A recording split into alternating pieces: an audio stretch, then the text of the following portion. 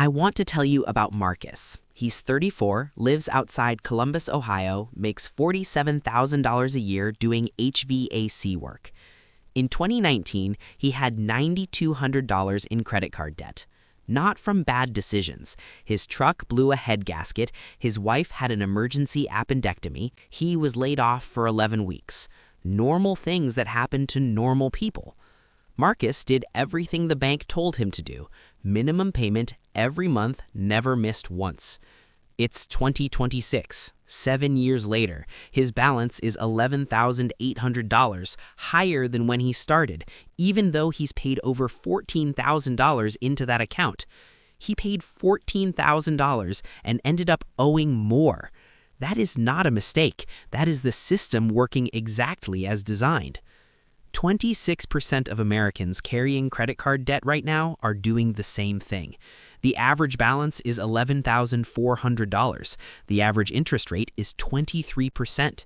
Pay only the minimum and you'll hand over $18,500 in interest alone, nearly $30,000 total to erase an $11,000 debt. The timeline? 22 years. You could raise a child from birth to college graduation and still be making that payment. If you earn $40,000 a year and carry $8,000 in debt, that balance represents 25% of your actual take-home pay. 1 out of every 4 hours you work, you are working for a bank, not for your family, not for your future. For a bank charging you 23% on money you spent years ago. The number on the statement isn't even the worst part. The worst part is the feeling, the dread of checking your balance and watching it barely move, the low-grade anxiety that follows you into sleep, the quiet math you run in your head before agreeing to dinner with friends. These things don't appear on any spreadsheet, but they cost you something real every day. This video is not about cutting your morning coffee. It's not about eating rice and beans for 3 years.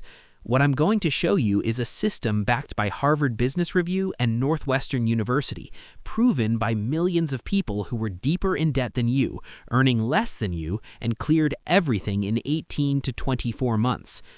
The math of your debt is not your biggest problem. Nobody ever showed you how to fight back. That changes right now. Before I show you the system, you need to understand why every other system already failed you. You've seen the advice. Pay your highest interest rate first. Stack payments by APR. It even has a name, the debt avalanche. And mathematically, it's the correct answer. Run the numbers and avalanche wins every time. The problem is, you are not a spreadsheet. Here's what avalanche actually asks you to do. Take every extra dollar you have and throw it at your largest, most intimidating debt. Then watch it barely move.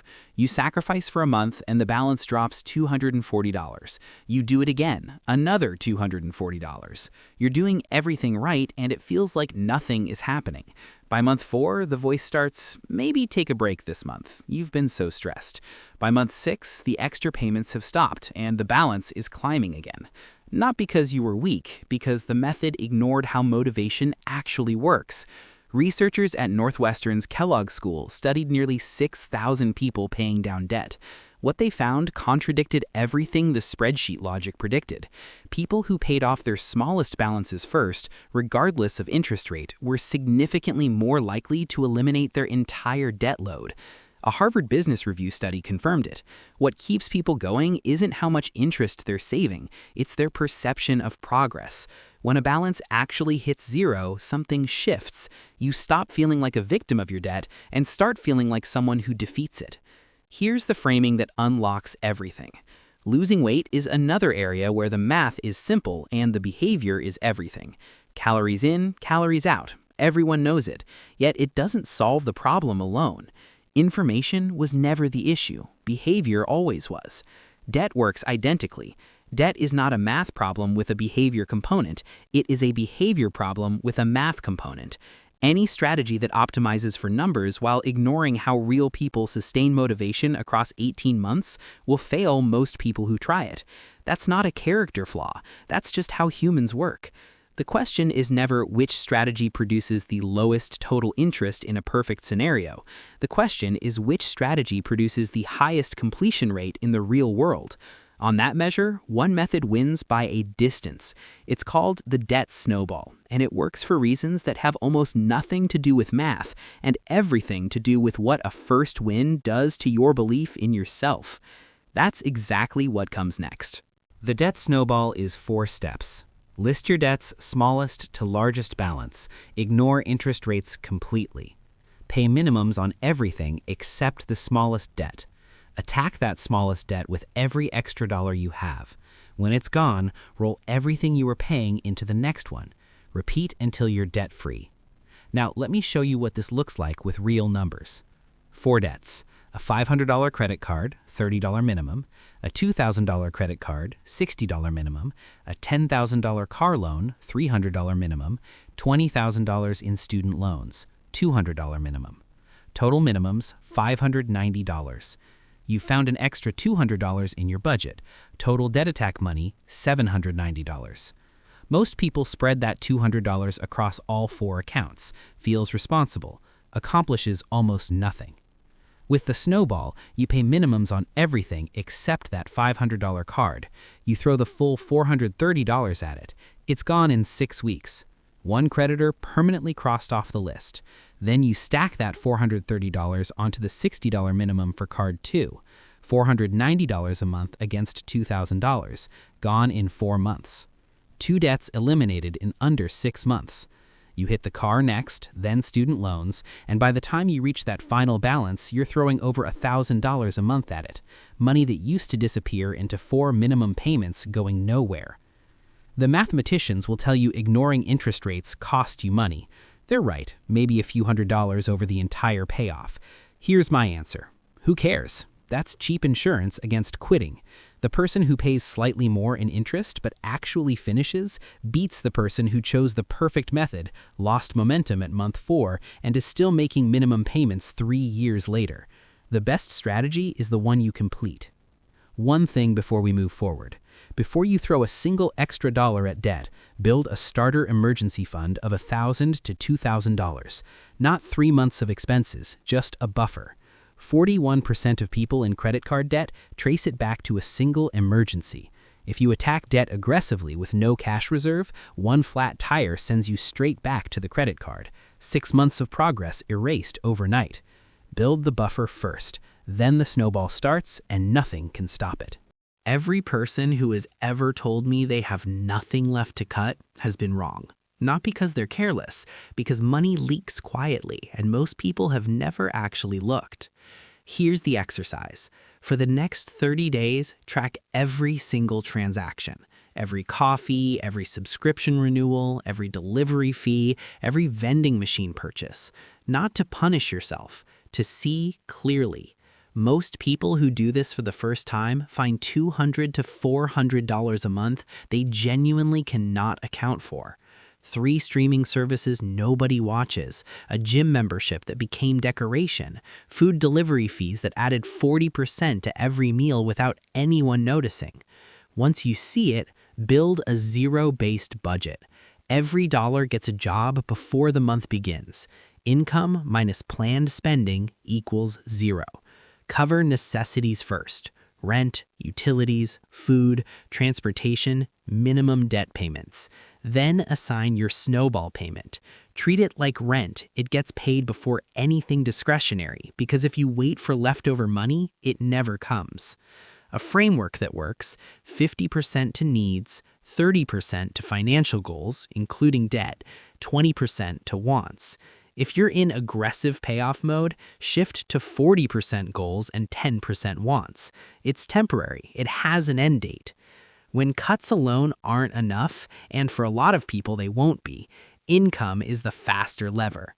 Sell what you're not using. Most households have $500 to $1,500 worth of sellable value sitting in closets right now. Electronics, clothes, furniture, equipment from hobbies you abandoned. List it on Facebook Marketplace this weekend. That's a one-time snowball boost that costs you nothing but an afternoon. Pick up gig work, delivery, grocery shopping, dog walking, no resume, no interview, start immediately. If you've been at your job a while and haven't asked for a raise recently, ask. The worst outcome is no, which is exactly where you already are. The mindset shift that matters most, every dollar of extra income goes directly to the snowball, not to lifestyle, not to things you've been holding off on buying. The temptation to reward yourself as money loosens up is exactly why most people stay broke regardless of what they earn. Until the debt is gone, extra money has one job. Let me tell you what actually happens when the last payment clears. It's not fireworks, it's quieter than that. It's opening your banking app on a Tuesday morning and realizing there's nothing coming out this month that you dread.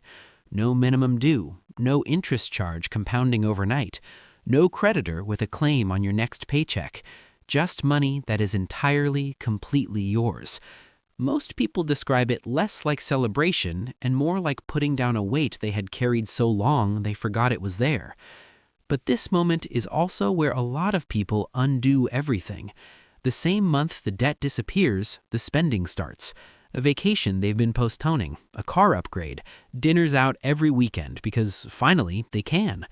Within 2 years, a significant number of people who pay off their debt are right back in it, because the debt is gone, but the behavior that created it never changed.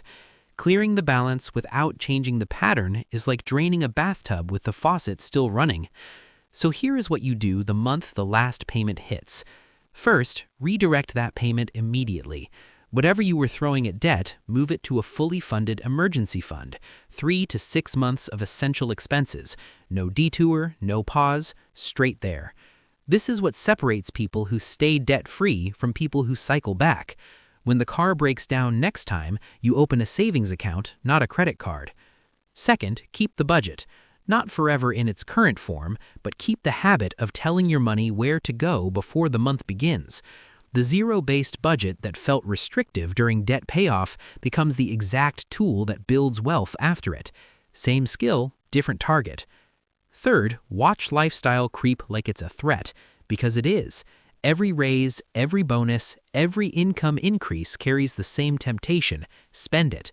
Most people absorb every dollar of new income into a bigger lifestyle and wonder 10 years later why they still feel financially stuck despite earning more than ever.